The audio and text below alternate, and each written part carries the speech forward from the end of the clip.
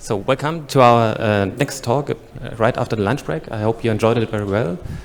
So it's about the future of Frontend, the end of single-page applications by our speaker, Schmitt. He's a consultant at TNG for 8 years now.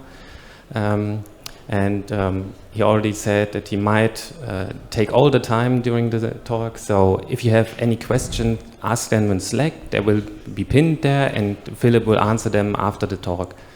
So if you ask a question in Zoom, they will be copied to Slack and answered there as well. And now, Philip, I'm looking forward to your talk. Thanks.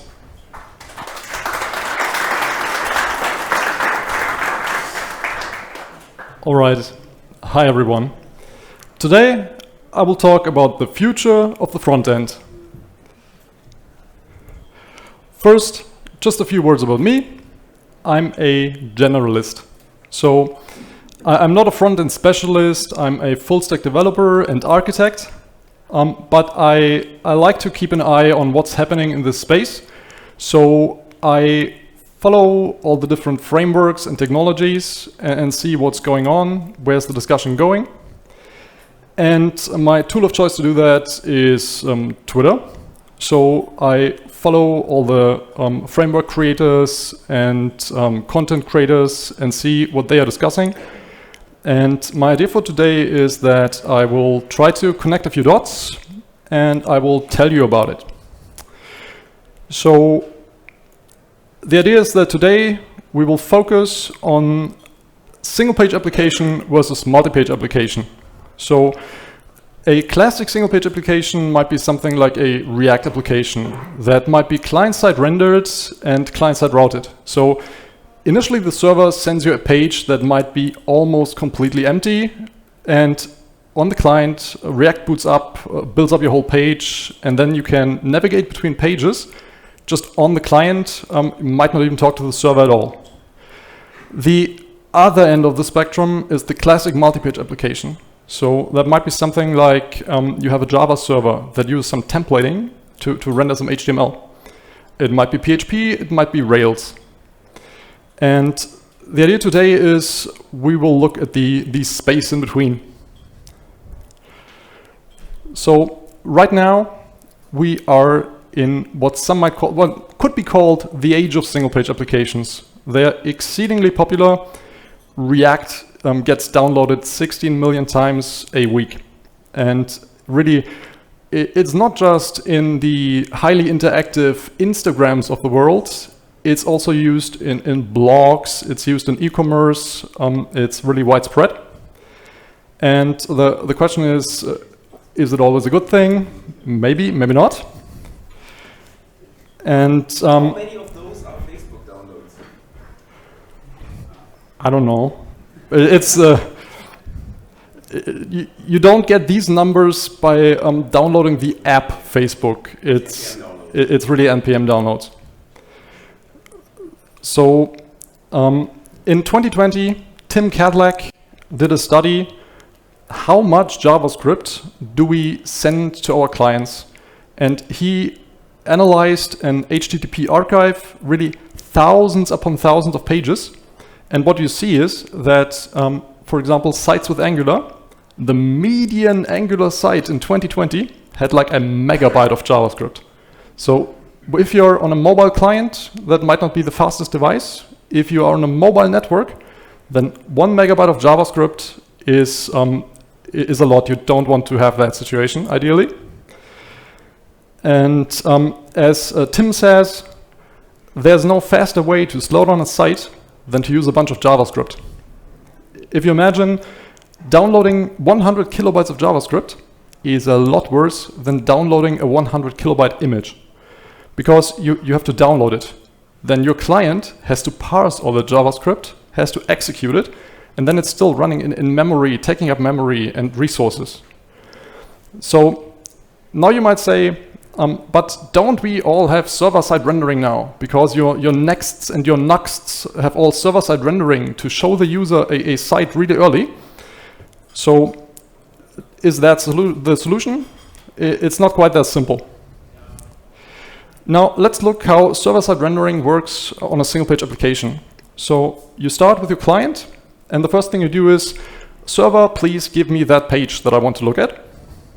And now the server executes a bunch of JavaScript. So it has to build up the state of all the components and create really the state of the page, and then it can generate the HTML for the client. Now the client is in a position to display the page. So at that point, you have a quick page load. You see the page, but it's not interactive yet. There's no JavaScript. There's nothing that tells the client, if I click on that button, then something should happen. Nothing will happen. And now, on the client, you download JavaScript. So you ask the server, give me the JavaScript for that page, and now the server will download it, will parse it, will execute it. And executing it means that the server, the client replays the exact same JavaScript as initially the server did. So you build up the state of all your components locally. And this time you hook up all the events. You really connect the buttons to your behavior. And at that point, your page is interactive. That's what you want. And that process, that's called hydration. So it's not the most efficient process, because essentially you download your templates, your markup twice. First, you get the HTML. The HTML already contains the markup for the entire page. But then you also download the JavaScript that in itself can render the entire page again. So it has some redundant stuff in it. You need a lot of JavaScript. And as you see, with multiple requests, this also takes a while till your site becomes finally interactive. But what does it mean in real-world terms? So let's look at the Next.js homepage. Next.js is the most popular meta framework for React. The Next.js homepage, this is the Lighthouse score. So Next.js, it's a good framework for static site generation. It can do server-side rendering. It's a pretty good framework overall. Developers are super happy with it. And the Next.js homepage, it's a fast page. It has fast first contentful paint. It has a good speed index, good largest contentful paint. But we can also see the time to interactive and the total blocking times, they are high. So it does not get really a high score. And if we look at this page in a bit more detail, first we have a typical header of such a website. So you have your big headline, but you see it's really static content. You have text, you have links, you can go to the documentation. This part of the page is not really interactive. We scroll down a little, more links to more documentation. We scroll down again, some showcases. Further down, some getting started guides. It's all static content and links. And at the very bottom of the page, that's where the interactivity comes in. You have a newsletter that you can sign up to. So now I enter my email in the newsletter field and I submit. And now super interactively, it replaces that content. And that's really the extent of interactivity on this website. Now you might be wondering, how much JavaScript do I need to do that? Well, 500 kilobytes of JavaScript. In their defense, that's not all that website. They have like analytics, maybe they do some preloading, I don't know. So the actual part of the page might be 150 kilobytes, I don't know. Now, the question is, have we gone too far? For these kinds of applications, is single page, that's still the way to go? And there's been a lot of debate about that. In his article, Second Guessing the Modern Web, Tom McWright asks, what if everyone's wrong? We've been wrong before. And now, Dan Abramoff from the React core team, one of the most visible and outspoken members of the React core team, responds to this article on Twitter. This hits the nail on the head and is 100% matching our long-term thinking. client-side only is not sustainable. We need to move more stuff to the server, but without sacrificing seamless composition of interactive pieces. Today, client-centered and server-centered are two different ends of the spectrum. You have to design your app in a different way. But what if you didn't have to choose between the Rails-like model and the client-direct model? The future is hybrid. And taking the first step towards that hybrid feature is the concept of transitional apps. Last year, Rich Harris, the creator of Svelte and SvelteKit, now working at Vercel full-time on Svelte and SvelteKit, spoke at the JamstackConf, and he introduced the concept, he coined the term transitional apps. And basically, he wants to have it all. He wants your fast initial load through server-side rendering. He wants the instant navigation that a single-page application can provide. He wants the cohesive code base to have one code base for your static parts and your interactive parts. He wants an accessible site. The site should work for all users, even if they have like bad eyesight, for example. Now, he also wants things like resilience. So by resilience, this means that ideally your website works without JavaScript or when JavaScript fails, because things go wrong on the web. So if you download your page, but then something goes wrong downloading the JavaScript, or the JavaScript fails, then your website breaks. And he wants all the capabilities that really only a single page application can provide. And now we will have a look at a demo of how such a transitional app might look like. So I prepared a little demo. Let's see if I can use this device correctly. All right, now we see the browser, and I will show you the demo first. So this small website has 3 pages. First, the homepage uses fully static content. It's just lorem ipsum, nothing else. Then we move to page 1. Page 1 has some interactive components. So you see there's a tab component that works. And scrolling down, there's now a carousel that works. So I can swipe through images, for example. Now on page 2, we see a set of cards. The idea is that I show some data that comes from a data store. So, by the way, this whole page is rendered on the edge. It's in Cloudflare workers rendered on the edge, and the data store is an edge data store Cloudflare KV. And this page displays the data from the data store, and it allows me to add new data. But before we add some data, let's quickly jump through the pages again. You will see that it's an SPA. The navigation is lightning fast. So if I switch between pages, it's just there. That's nice.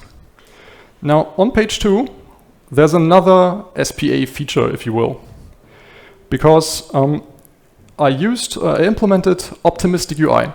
So let's create a new card. So I say here, new card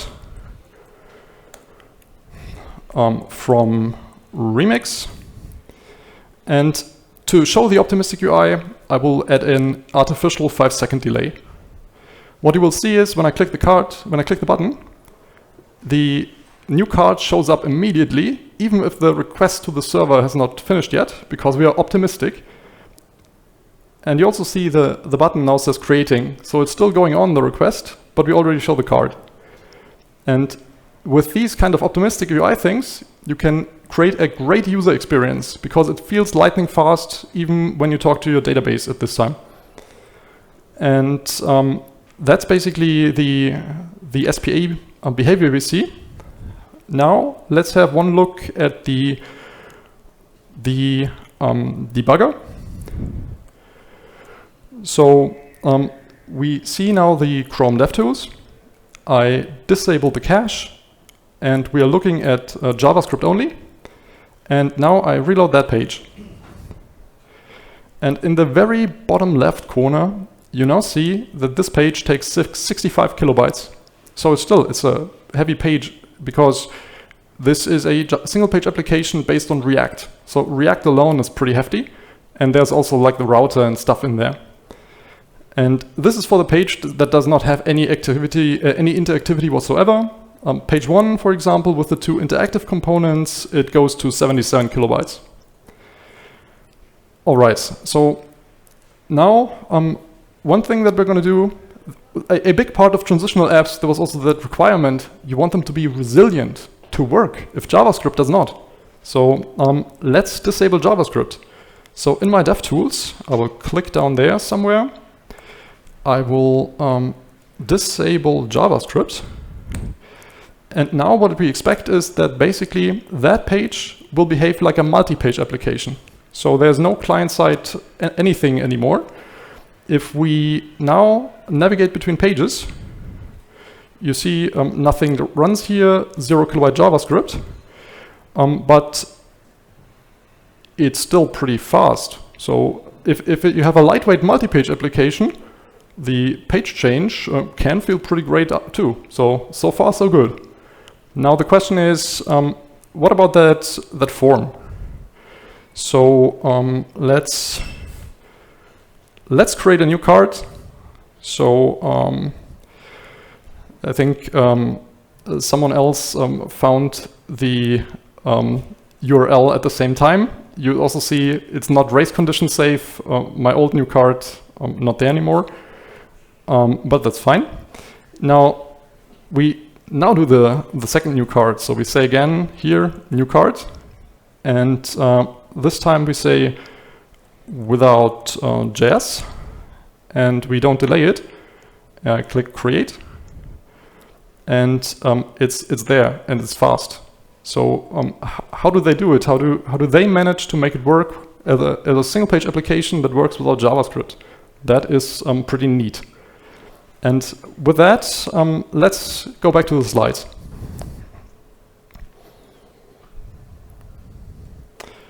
That was the wrong one. Okay. So we've seen a small demo of a transitional app. It had the fast initial load, even the navigation without JavaScript, lightning fast, instant navigation. You get the cohesive code base. I didn't show you the code, but imagine it's a React app. It's one technology throughout the stack, static parts, interactive parts. It's great. It get these single page application capabilities, and we showed it also has the resilience. And this is not limited to Remix. The other frameworks, especially Rich Harris from Svelte, he's also working on Svelte Kit. This will be a transitional app, basically such a framework, such a meta framework that will be also delivering these capabilities.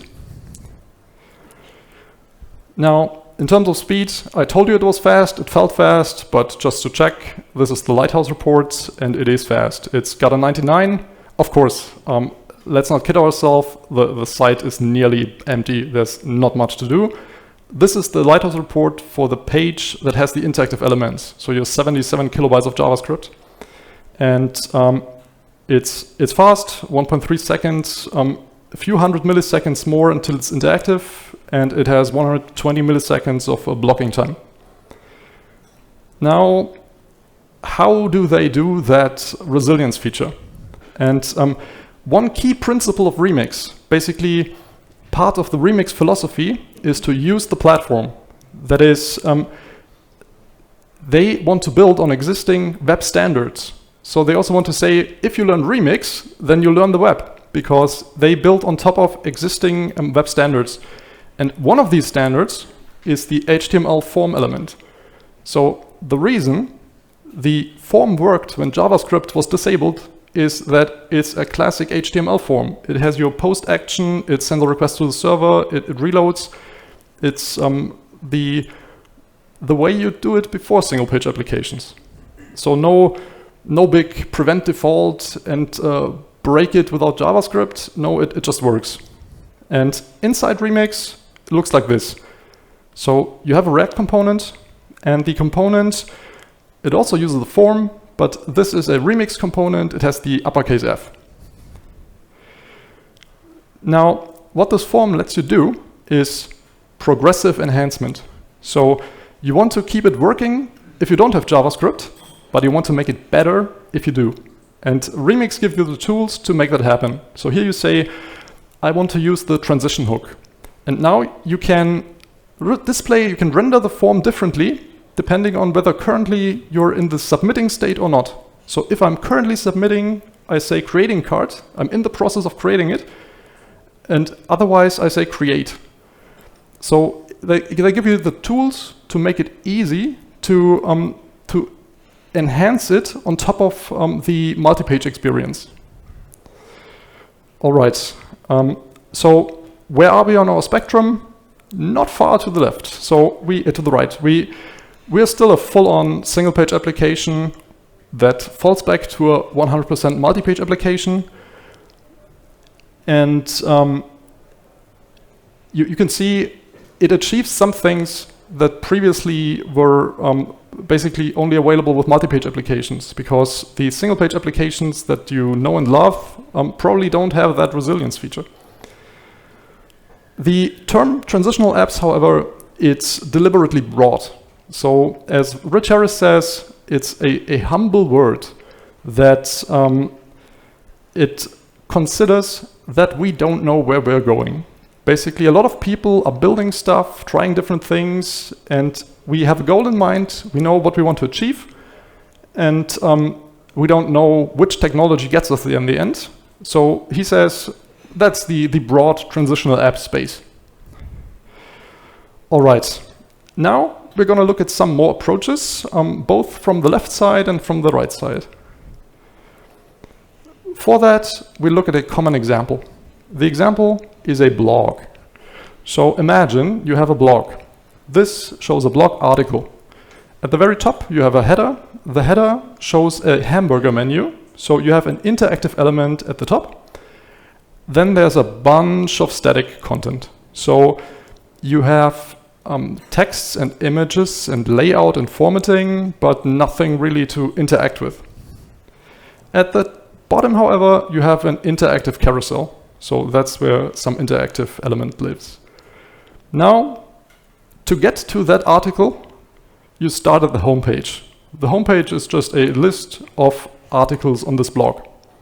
And if we want to go there from the homepage to that article, we need to get the content. So we have a headless CMS, and we ask the CMS, please give me the content for article 1. Here is my API key, give me the JSON, and you get the JSON. That JSON, imagine something like Markdown. So it's complicated, it can do layout, it can do formatting, it has some stuff in there. To render that into a nice article in the end, you need some component that takes the JSON and then gives you the nice page. And such a component might be pretty big. Let's say it has 46 kilobytes. This is inspired by React Markdown, which has 46 kilobytes. And then you have your image carousel at the bottom, the image carousel, a handful of kilobytes. Now, let's have a look at how this works with a classic single-page application. We start at the homepage. Now, we have client-side routing, so we know we want to go to the first article, so let's go to article 1 immediately. Let's mount the article component, but we don't have the content yet. So what do? Well, we show a spinner. And while the spinner is showing, the component itself, the article component, talks to the CMS. So please give me the JSON. Of course, that's not the nicest thing, because you have a request from your mobile client. So your mobile client might not have the greatest connection to that CMS. And they can also see what URL are you talking to, what is my API key, so they can get more content from your CMS. And then you get the JSON back. Now, on the client, you can finally render your page. So you have your 46 kilobyte component, it renders your page, and it renders your image carousel. So that's the starting point. We are a classic single page application. Now we want to push more stuff to the server. And the first approach to do that might be data fetching, as Remix does it. So how does the same flow look if you have Remix? You start at your homepage. And now the interesting part is, before you navigate on your client to the Article 1 route, let's talk to the server. Let's fetch the data for that new route from the server. Now the server gets to talk to the CMS. That's already neater than before, because it happens server-side, so you have a good network connection between the CMS and your server, and you also hide your API keys.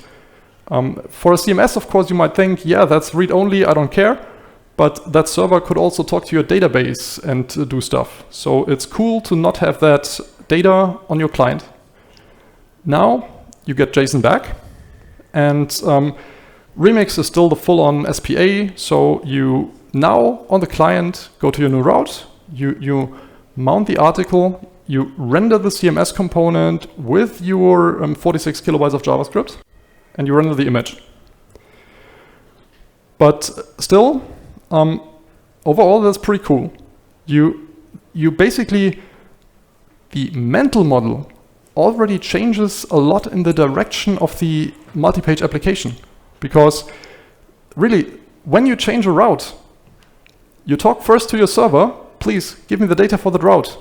So this also lets you keep more state on the server, not on the client, because if you talk to the server at any route change, then you can keep your client simple. So that's what Remix does, but let's go one step further. React server components. So how does it work with the new React server components? First, homepage.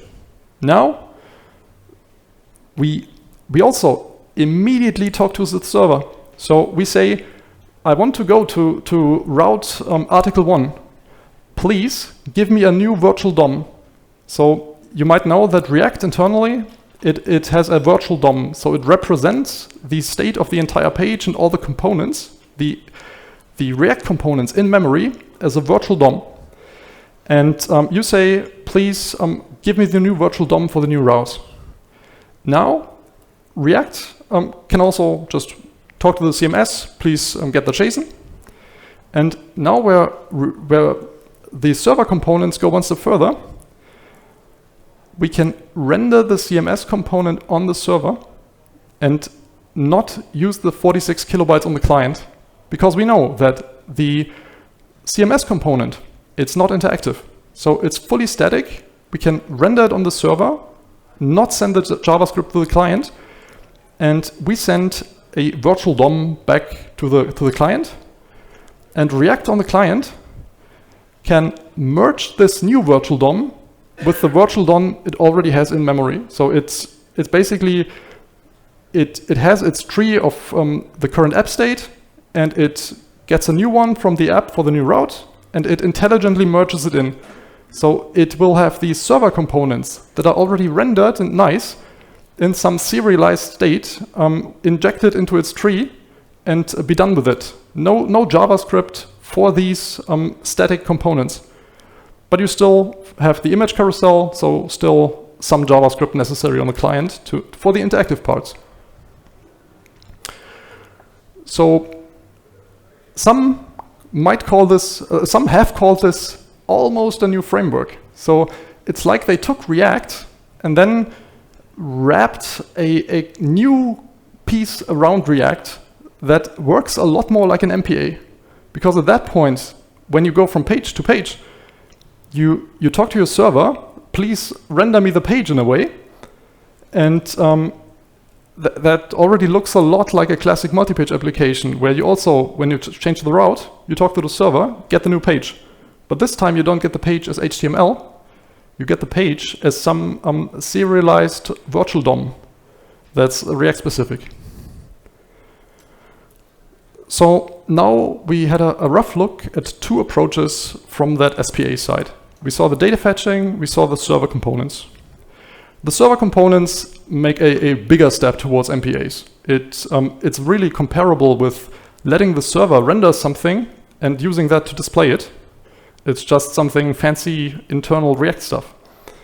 And what we see at this point, we have things like progressive enhancement with Remix, so our pages will be more resilient. We ship less JavaScript on the client. This helps us with the faster hydration.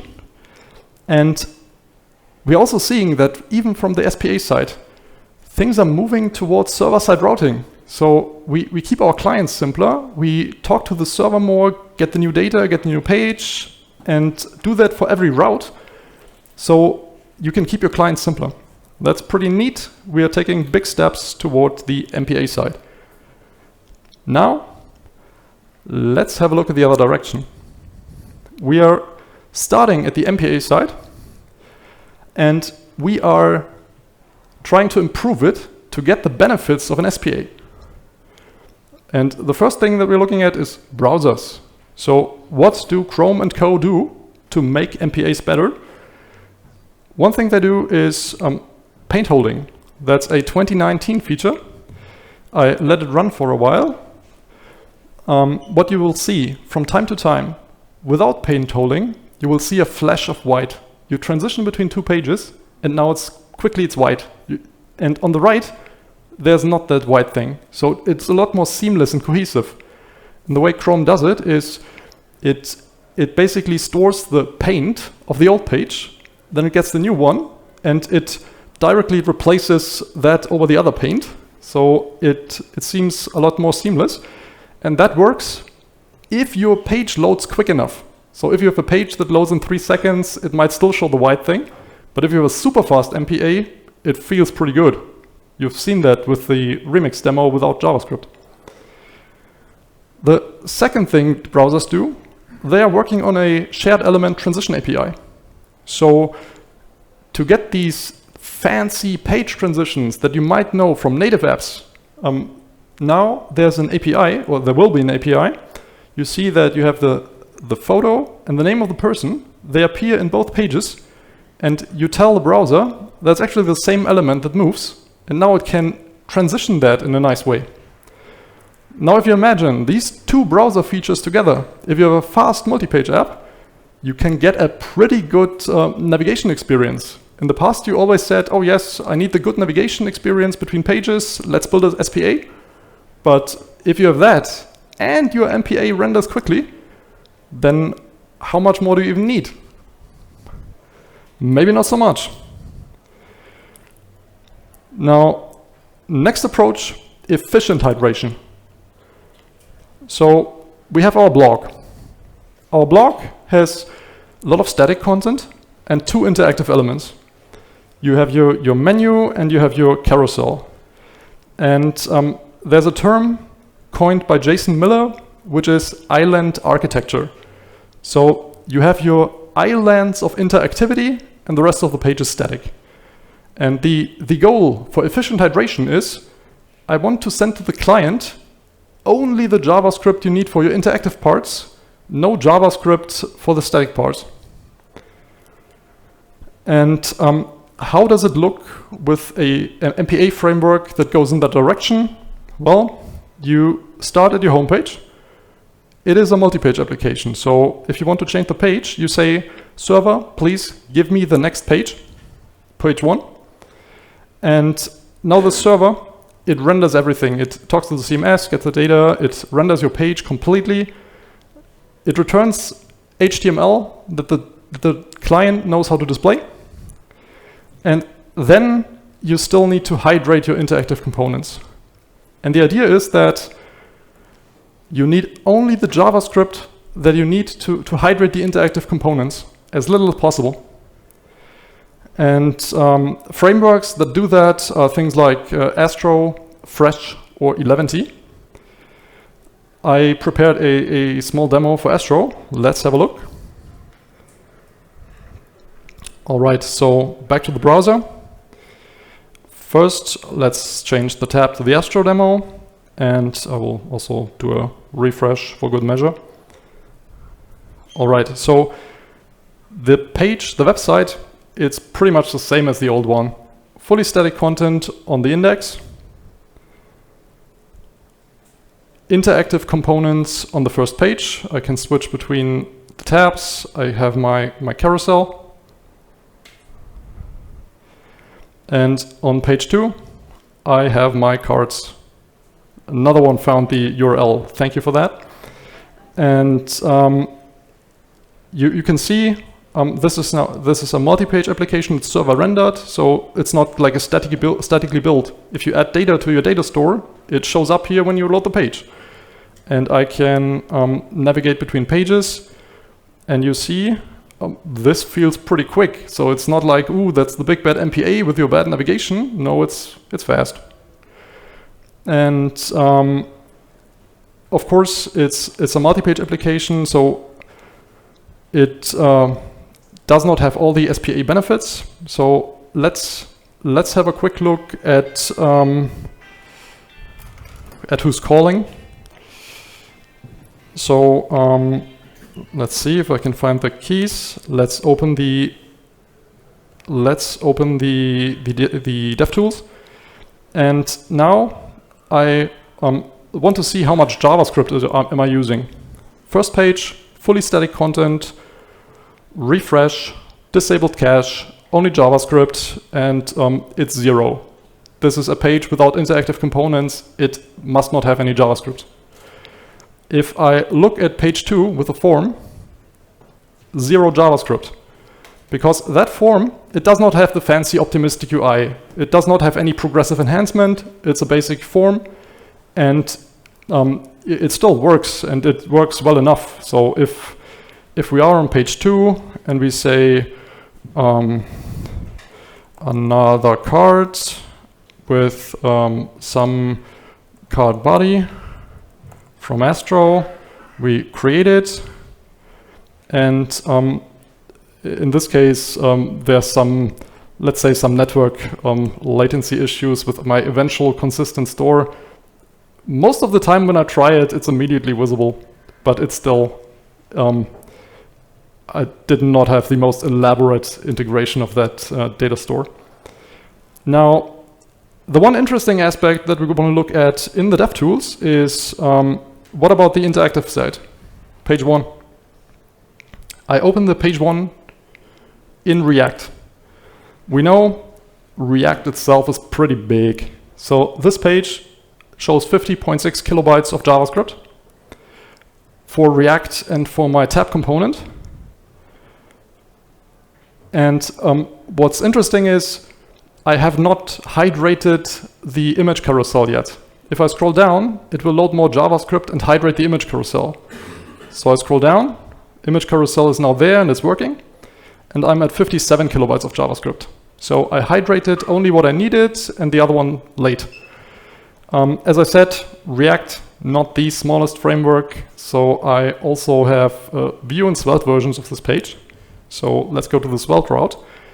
Svelte starts with 9.4 kilobytes of JavaScript for an interactive tab component. So that's a fifth of what React took. And you can imagine that makes the page pretty fast. Scrolling down, it also hydrates the carousel late. And now we jump to 25 kilobytes of JavaScript. That might not be the most lightweight carousel. I just picked any open source carousel and put it in there. All right, so that's the quick Astro demo. Wrong page again. All right, so looking at the performance of this page, this one is really fast. It achieves really 0.8 seconds for contentful paint, speed index, time to interactive, 0 blogging time, and that's, if you see at the top right, that's the page with the interactive elements in the Svelte version. So if you have barely any JavaScript, then you get a pretty fast page.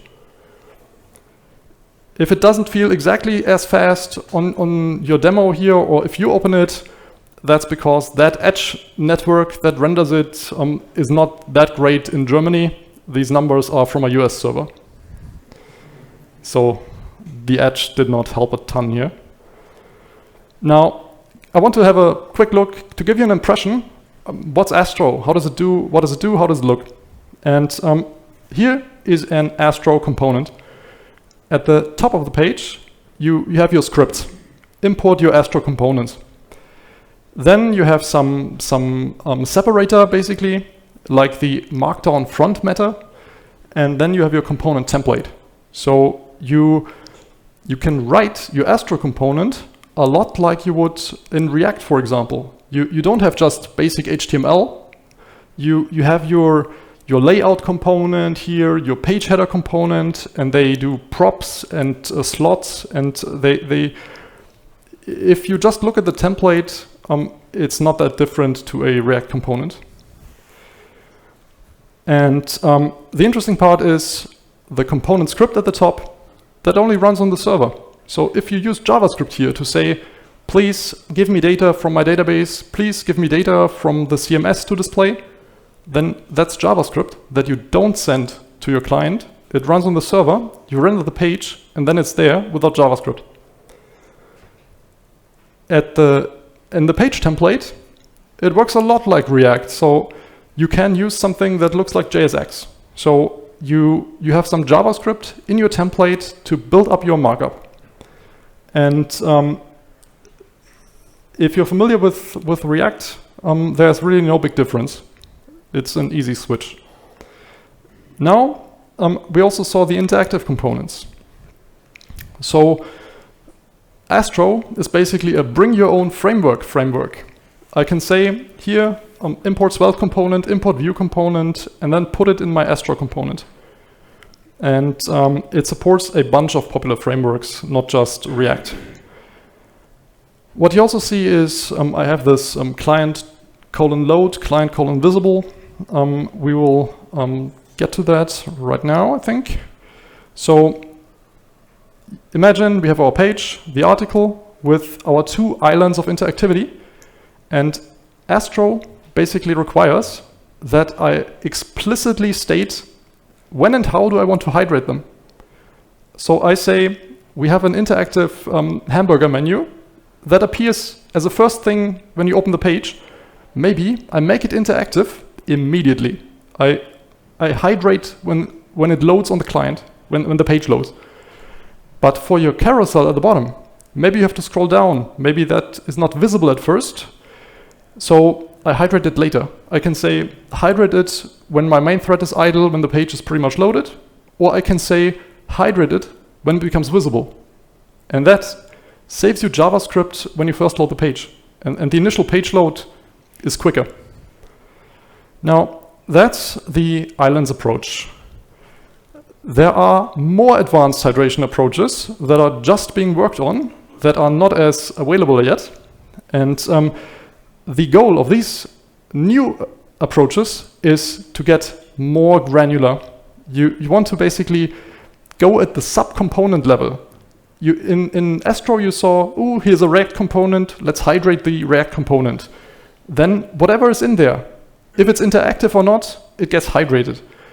But other frameworks could basically figure out for themselves, is this component, what are really the small interactive parts? What are the static parts? What's the least amount of JavaScript that we can send to the client to make this interactive and to make it work? The contenders for the islands architecture are things like Astro and Fresh, and they are both pretty much at version 1.0. So they exist, they're available, they work, pretty much ready to use. On the other side of the spectrum, you have the hot new shit. It's Quick, for example. They are at version 0.0.30 something. So I don't know if you want to use it for production yet, but it's cool. I do want to use it. And then there's Marco. Marco is a super exciting framework that it flies a bit below the radar. So it It's an old framework. It started in 2014. It serves all the pages at eBay, so it's really big, and it's a fantastic framework. But right now they are working on the new version that takes some big steps to that hydration approach. Maybe Marco 6 will be released this year. We don't know. All right, so we saw from the MPA side, we have the fancy navigation, we have the efficient hydration. So from the MPA side, they're working to get the least amount of JavaScript on the client to give you the fastest page load possible. And if you have a page without JavaScript, you can navigate between pages super nicely, because you also get these nice transitions with the Transition API. So you can achieve a competitive user experience with a single page application from the MPA side. And they are taking big steps on the developer experience side, because you no longer have your Java server that renders HTML and then you have built a separate JavaScript that happens to work on exactly the same HTML. Now, if you look at Marco, if you look at Astro, as we saw the code snippet, it feels super cohesive with your interactive components. You don't have two build processes, two artifacts. No, you have one thing, it works as a cohesive unit, and your Astro components look a lot like your component framework components. All right, so now we've seen a bunch of stuff. What's the future of the frontend now? Well, who knows? Basically, everyone's just guessing now, trying out different things. We are in that transition phase where we don't know what the destination is. Will multi-page applications get us to the future we want? Or will we still use something like single-page applications with server components? But we looked at a bunch of approaches. So we see some trends. We saw that there's a trend to use web standards more. That will make everyone happy. Also the people who hate SPAs and love web standards, it's all around a good move. This allows us to do more progressive enhancement, to make our page work without JavaScript and then enhance it. We saw that there's a trend to use the server more in really good ways to make the client simpler and use less JavaScript on the client. We saw things like server components that improve the efficiency of the SPA. We saw that the MPAs are playing catch up. They are really getting there. The developer experience, things like hot module replacement, it just works with modern MPA frameworks.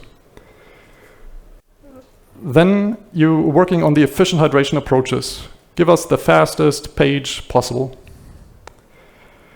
There are also a bunch of things we did not have time for today. So I mentioned the edge, but didn't really talk about it.